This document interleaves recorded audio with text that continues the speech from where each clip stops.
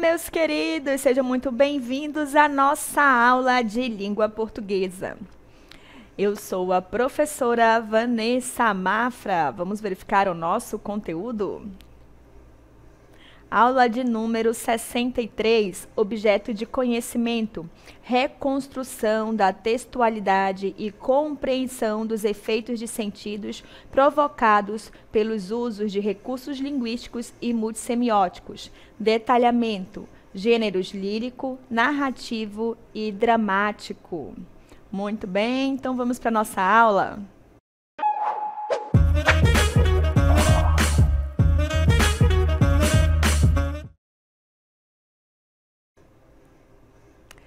Gêneros líricos. Essa é a nossa aula de hoje. Nós temos 3 tipos de gêneros. Nós temos o gênero lírico, gênero épico e dramático. Então, são os nossos gêneros literários, não gêneros líricos, perdão.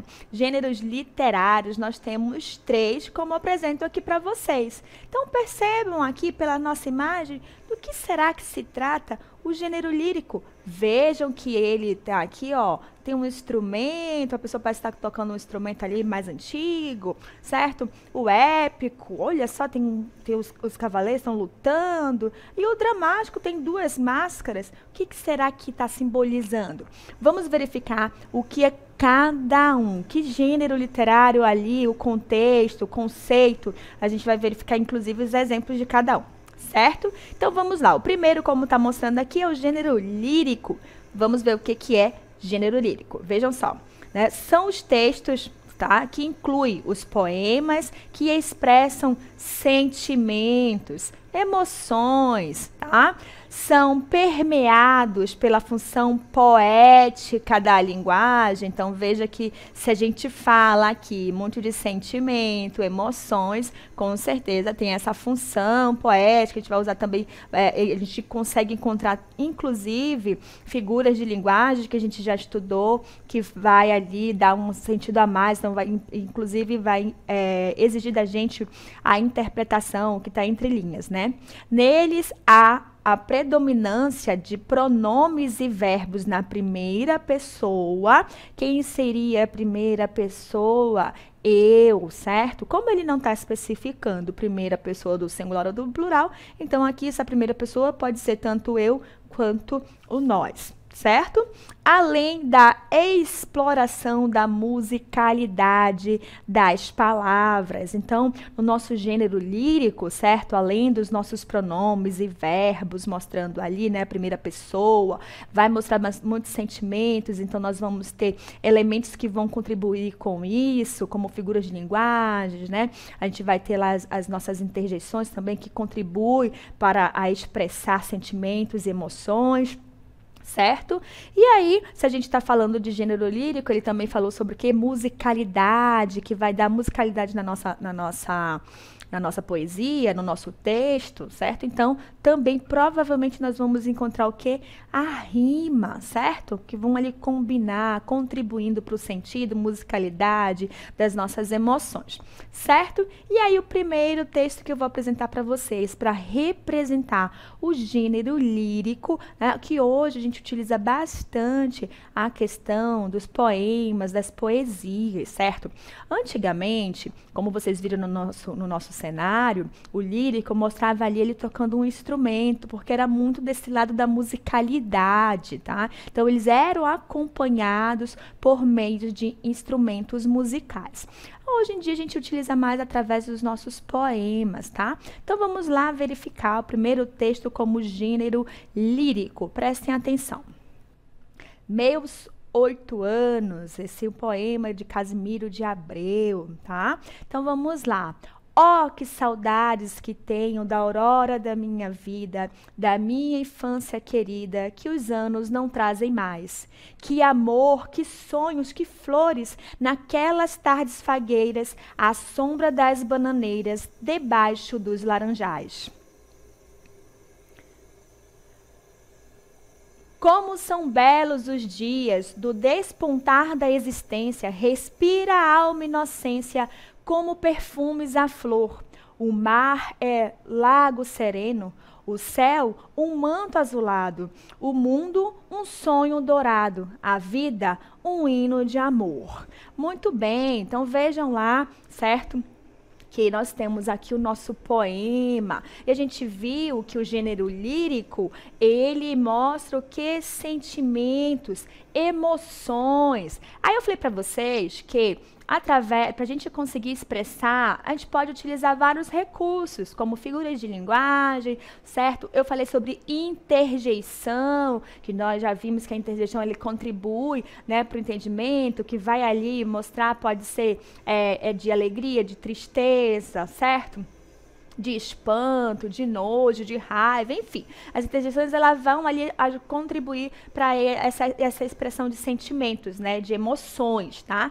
E aqui quando começa o nosso poema, olha como ele já começa. Oh, que saudade que tenho. Ó, aqui, ó, né? Então veja que já tem aqui uma interjeição, ela, que saudade. Então essa interjeição tá ali dando uma ênfase, né, na saudade, a saudade que ele tem, certo? Do quê? Qual é a saudade? De que saudade ele está se referindo? Da infância dele. Então quando ele diz, que saudade que tenho da aurora de minha vida, da minha infância querida, que os anos não trazem mais. Olha aqui de novo, que amor, que sonhos, que flores, naquelas tardes fagueiras, à sombra das bananeiras, debaixo dos laranjais.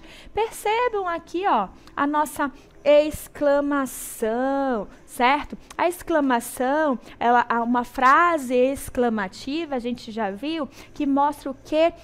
Expressa sentimentos. Então percebe que na construção a gente vai vendo esses mecanismos, né, contribuindo para o sentido do nosso texto. No caso, como nós estamos aqui falando do gênero lírico, nós vimos que o gênero lírico expressa sentimentos, emoções. Então a gente tem que escrever utilizando recursos desse jeito, né?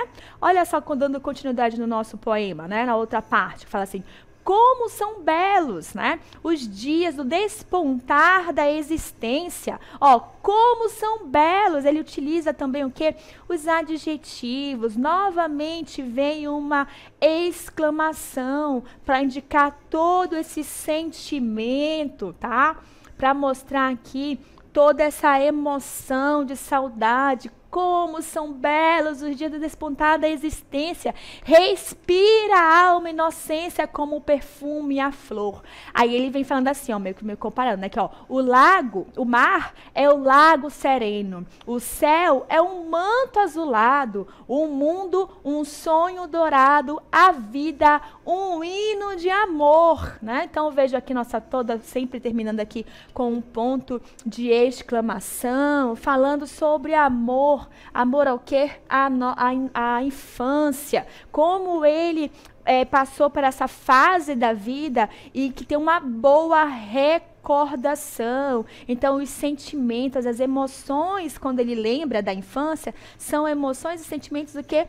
Positivos. E aí ele utiliza de recursos como a interjeição, as frases exclamativas, adjetivos positivos para mostrar toda a importância, o carinho, o amor que ele tem pela fase da infância e que é tão querida que ele gostaria de voltar, mas os anos não trazem mais. Então, por isso que a gente sempre fala para as crianças, né, que às vezes, eu quero ser grande logo, eu quero crescer, eu quero ser adulto.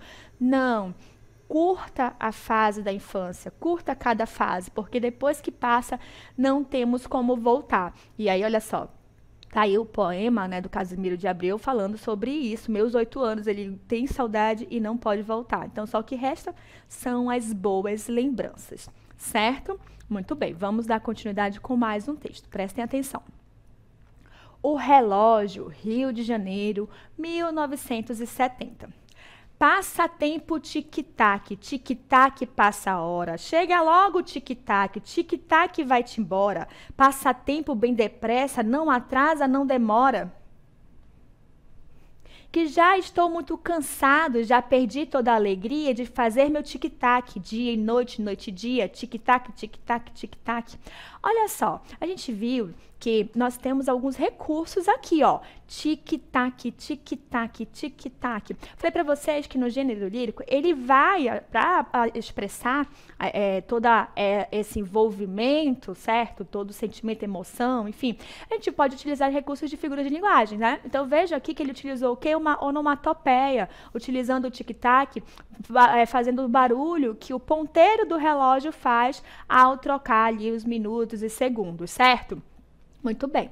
E aqui, a cadência da nossa leitura ajuda a interpretar. Então, ele fala assim, que o tempo passa a tempo tic-tac. Então, ele mostra que o tempo não para. Ele está ali, ó, sempre passando. Não tem esse negócio, calma, tempo, espera um pouquinho. Não, o tempo está toda hora. E aí, ele utiliza o recurso do tic-tac, ó, tic-tac, ele vai toda hora para relembrar que o tempo está passando. Ó, não perde tempo não. Tic-tac, tic-tac, tic-tac. Se você for olhar no relógio, tá passando, certo? E aí eu li de uma forma moderada. Então mostra que o tempo da forma que eu li, pode dizer assim que o tempo está passando, mas dá para dar uma curtida. Agora vamos fazer assim que, ó, agora o tempo está passando muito rápido. Se a gente for conversar todos os dias, muitas das vezes a gente está conversando e aí fala assim, cara, parece que todo dia o tempo está passando mais rápido. Meu Deus, esse mês passou tão rápido, já acabou o mês, né? Então, a gente fica vendo o quanto o tempo vai passando mais rápido a cada dia que passa. Eu lembro que quando eu era criança, parecia uma eternidade passar um dia, uma tarde, por exemplo. Meu Deus do céu, 1 hora, nada de chegar às 5 horas da tarde. Parecia... Hoje, 1 hora, quando vai ver, já é 5, já é 6, no outro dia já está dormindo para o outro dia. Então, veja, com o passar do tempo, o tempo realmente está passando mais rápido. Certo? Vamos ler esse relógio com uma cadência mais rápida? Vamos lá, ver se eu consigo também, né? Passa tempo, tic-tac, passa a hora. Chega logo, tic-tac, vai-te embora. Passa tempo bem depressa, não atrasa, não demora. Que já estou muito cansado, já perdi toda a alegria de fazer meu tic-tac dia e noite, noite e dia, tic-tac, tic-tac, tic-tac. Olha só, a professora conseguiu, né? Então, percebam que agora, quando eu aumento a cadência, até a musicalidade, o tic-tac mostra que, ó, tá passando rápido, então eu não posso mais estar só, olha, fazendo as coisas devagar. Não, quando o tic-tac significa que eu já tenho que ir rápido, faz aqui, corre aqui. O dia passa rápido. Se você não der conta do tic-tac, acabou teu dia, tu não conseguiu fazer tudo o que você deveria. Inclusive, mostra muito a nossa realidade de hoje, certo? As agendas, os nossos compromissos, né?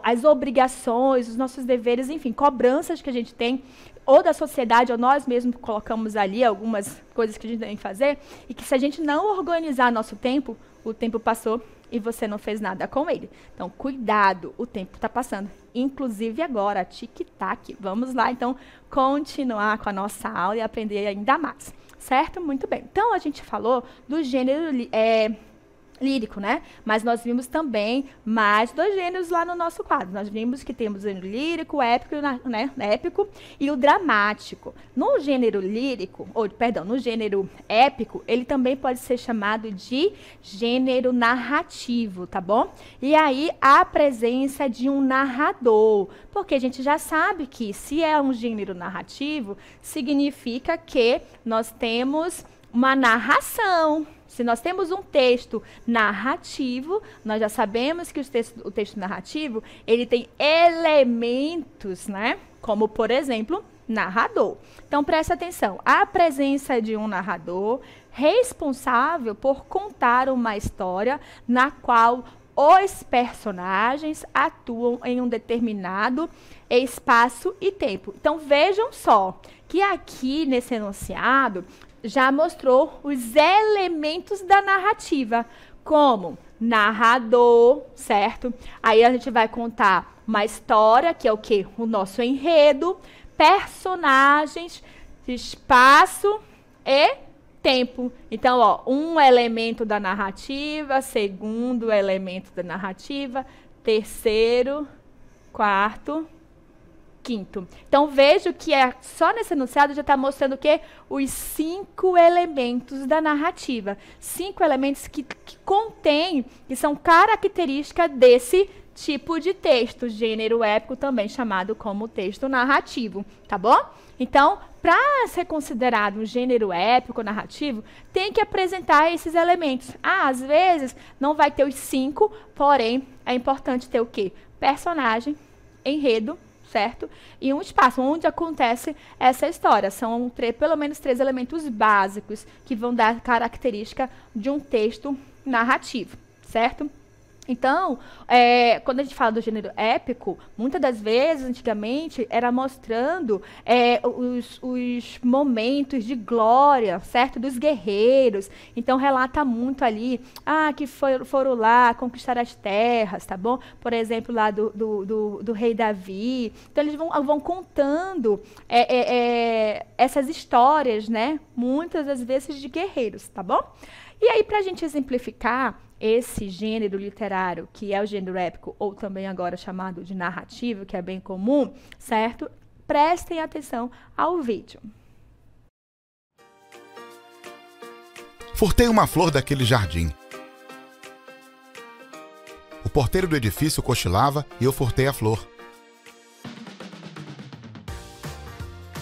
Trouxe-a para casa e coloquei-a no copo com água. Logo senti que ela não estava feliz. O copo destina-se a beber e flor não é para ser bebida. Passei-a para o vaso e notei que ela me agradecia, revelando melhor sua delicada composição. Quantas novidades há numa flor se a contemplarmos bem. Sendo autor do furto, eu assumira a obrigação de conservá-la. Renovei a água do vaso, mas a flor empalidecia. Temi por sua vida. Não adiantava restituí-la ao jardim, nem apelar para o médico das flores. Eu a furtara, eu a via morrer. Já murcha e com a cor particular da morte, peguei-a docemente e fui depositá-la no jardim onde desabrochara. O porteiro estava atento e repreendeu-me. Que ideia a sua, de jogar lixo de sua casa nesse jardim? Muito bem, então vejam que o vídeo que a gente retratou aqui faz parte do gênero narrativo. Perceba o quê? Tinha personagem, tinha um enredo, e no mínimo que um espaço, né? Quem eram os personagens? O rapaz que furtou a rosa, né, a flor, o porteiro, certo? Onde aconteceu? No edifício onde ele morava, né? Então, o local da história foi o edifício, certo? E qual é o enredo? A partir do momento que ele rouba, pega uma flor, tenta levar para casa achando que ela vai continuar linda, maravilhosa como estava no jardim, e aí ele vê que não era bem isso, né? Então veja que, tá bonito porque tá lá, não tira, deixa lá. Então mostra, verifica que ele tem toda uma passagem, né? Ele fala como pegou, o que ele fez, levou para casa. Aí ele percebeu que onde ele colocou a rosa não era ainda o melhor para ela, que era dentro de um copo com água, trocou para um recipiente, mas não foi o suficiente. E ele foi percebendo a rosa fazer o quê? Murchar, começou o quê? A morrer. Então, na tentativa de tentar não deixar ela morrer, ela florescer novamente, ele decide voltar ela para onde? Para um jardim. E aí é que o porteiro enxerga ele, porque quando ele passou, o que o porteiro estava? Dormindo, e só foi ver quando ele foi deixar a plantinha lá, que já não estava com o aspecto muito bom. Então, o que o porteiro achou? É lixo? Também jogar o lixo aqui, não tem vergonha, não? Ainda é sendo chamado pelo porteiro, né? Tem até um teu ali cômico, né? Muito bem. Então, vejam que teve ali os elementos que caracterizam o gênero épico do gênero narrativo, tá? Como a gente fala do gênero épico, como eu falei para vocês, tem muito uma pegada vamos botar assim, meio que aventura, né? Devido às batalhas que aconteciam. Então, se vocês forem pegar um texto com características do gênero épico antigo, vai ter muito essa pegada, tá? Da questão de batalha, dos guerreiros contando seus feitos, quanto eles conquistaram, tá bom? Qual é a tábua redonda? É um tipo de gênero épico, tá? Eu quero lembrar, não sei o que, e a tábua redonda, tábua que chama redonda? Uma coisa assim. Então, é isso, ó, os Três Mosquiteiros é uma pegada do gênero épico, certo? Muito bem, então a gente já falou do gênero lírico, que nós apresentamos aqui os nossos poemas, o gênero épico narrativo, que a gente acabou apresentando aqui o Furto da Flor, certo? E agora nós vamos apresentar o gênero dramático, que a gente viu lá, que são as máscaras, né? Então vamos verificar agora esse gênero, presta atenção. De acordo com a definição de Aristóteles em sua Arte Poética, os textos dramáticos são próprios para a representação e apreender a obra literária em verso ou prosa, passíveis de encenação teatral. Então, veja que aqui ele diz que pode ser em verso, né? Lembrando que o verso a gente já sabe que tem uma questão mais estrutura de poemas, né, de poesias, e prosa é aquela nossa estrutura de que aí nós vamos chamar de linhas em vez de verso, né? Parágrafo, tudo bonitinho. Tá? Dentro do que a gente chama de gêneros dramáticos, né, nós temos o texto dramático que vai ter a subclassificação que é o quê? O gênero dramático através da tragédia, tá? Os fatos vividos pelos personagens visavam despertar a compaixão, a piedade e o temor dos espectadores. Aí tem essa forma de interpretar, né? De fazer todo a representação. Aí nós temos, além da tragédia, nós temos qual? Vamos verificar? A comédia, que também é uma forma de representar, e ela vai ter uma pegada mais sátira individual, ou uma crítica à sociedade, expondo situações que provocam o riso. Então, eles vão ali fazer aquela crítica com uma pitadinha de humor, né? Que é calma, calma, para não ofender tanto, né? Vou ofender, mas vou ofender brincando. E aí, como um exemplo de um texto teatral, né, que é para dramatizar, para representar, a gente vai falar aqui, mostrar um pouco de uma estrutura dele através do Auto da Compadecida, que é um tipo de texto, tá, para dramatizar. Prestem atenção. Ó, nós temos aqui o título, né, o Auto da Compadecida. Então, qual é o nome da peça? O que a gente vai dramatizar aqui, representar? O Auto da Compadecida. Aí percebe que tem aqui alguns nomes, ó, João Grilo, Padre, Chicó, ou seja, os personagens. Quem vai interpretar? Quais são esses personagens, os nomes? Ó, então, João Grilo, Padre João, o padre aparecendo na igreja. Então, vejam que tem aqui uma orientação. O padre vai falar, mas onde é que o padre vai estar? Essas orientações que a gente vai ver aqui no decorrer, a gente já viu que é o quê? As rúbricas, né? Que é as rubricas, perdão, para mostrar o posicionamento daquele personagem, onde ele vai estar, o que ele deve falar, qual a expressão, o tom da voz, né? Então, o padre, onde é que o padre vai estar? Ela vai aparecer na igreja. Que gritaria é essa? Continua. Então, ele fala assim, meio que sem terminar totalmente a fala. Aí entra o quê? O outro personagem, Chicó, mandaram avisar para o senhor não sair, porque vem uma pessoa aqui trazer um cachorro que está se mutilando para o senhor benzer, né? Então, vejam que tem todas as falas. Vamos continuar. Ó, padre... para eu benzer, Chicó? Sim. Aí o padre, ó, com desprezo. Então, mostra o tom que o padre deve utilizar ao falar a sua fala. Um cachorro? Tipo assim, que absurdo vir aqui pedir para eu fazer isso. Então, tá vendo como é que se estrutura um texto para dramatização? Esse texto, agora, nós vamos vê-lo sendo representado mesmo, né, através do vídeo. Prestem atenção. Padre João! Padre João! Padre João! Que gritaria é essa? Mandaram avisar para o senhor não sair porque vem uma gente muito importante trazer os cachorros nos seus últimos dias para o senhor benzer. Pra eu benzer? Sim. Um cachorro? Sim. Que maluquice! Que besteira! Cansei de dizer a ele que o senhor não benzia. Benze porque benze. Vim com ele. Não benzo de jeito nenhum. Mas, padre, não vejo nada de mal em se benzer um cachorro. No dia que chegou o motor novo do Major Antônio Moraes, o senhor benzeu. Não benzeu? Motor é diferente. É uma coisa que todo mundo benze. Cachorro é que eu nunca ouvi dizer. Eu acho cachorro muito melhor do que motor. Mas quem vai ficar engraçado sou eu, benzendo cachorro. Benzer motor é fácil, todo mundo faz isso, mas benzer um cachorro? Chico, o padre tem razão. Uma coisa é benzer o motor e outra coisa é benzer o cachorro do Major Antônio de Moraes. Como? Menino, o dono do cachorro que vocês estão falando é Antônio Moraes? Eu não queria vir, com medo de que o senhor se zangasse. Mas o major é rico e poderoso, e eu trabalho na mina dele. Com medo de perder o meu emprego, fui forçado a obedecer. Mas disse a Chicó, o padre vai se zangar. Zangar nada, João. Quem é o servo de Deus para se zangar? Eu falei por falar. Mas também vocês não tinham me dito que o cachorro era do major Antônio Moraes.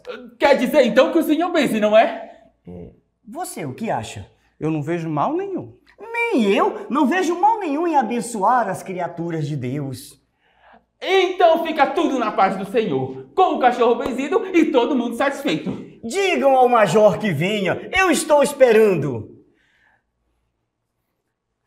Mas que história foi dizer que o cachorro é do major Antônio Moraes? Aí era o único jeito de o padre prometer que benzia.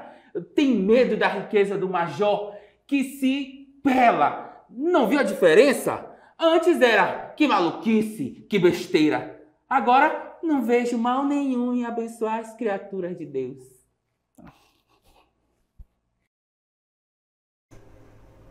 Muito bem, então olha só, né? A gente começou vendo lá a estrutura, como é o texto produzido, quem são os personagens. E aí, na construção, como é um texto para dramatizar, para representar, então a gente vai dando vida, entonação. Aí o escritor, quem está produzindo a peça, né, ou o auto, né, como é o caso do Auto da Compadecida, ele pode ir detalhando através das rubricas. A expressão de susto, uma expressão de desprezo, como a gente viu. Aqui ele vai estar na porta da igreja com a mão na cintura. Então, são mecanismos para orientar os personagens, como eles devem falar. O tom do João Grilo tem que ser tal, ele tem que falar desse jeito. O padre desse. Então, são várias orientações que pode ser dado dentro do nosso texto narrativo, não, perdão, dramático, né? Então, vejam que cada gênero literário tem ali a sua característica de como é para produzir os seus textos, né? Nós vimos que o gênero literário lírico, ele vai ter musicalidade, rima, né? Vai expressar sentimentos, emoções. Nós vimos que o gênero épico, ou também chamado de narrativo, ele vai apresentar elementos que compõem isso, como personagem, narrador, espaço, né? E o gênero dramático, a gente viu que vai ter lá a tragédia ou a sátira, que vai criticar com um tom de ironia. Vocês perceberam, uma ironia, uma coisa mais engraçada. Vocês perceberam que o Auto da Compadecida tem essa pegada, né? Ele critica, porque só vai benzer para quem tem dinheiro, quem não tem, o senhor não benze. Então, olha só a crítica. E ali ele pega um pouco do lado de humor, que a gente assistiu esse filme, tem um filme, né, com o mesmo nome, é de rir do começo ao fim. Certo? Muito bem, então a nossa aula sobre gêneros literários fica por aqui. Eu espero que vocês tenham gostado. Até a próxima. Tchau, tchau.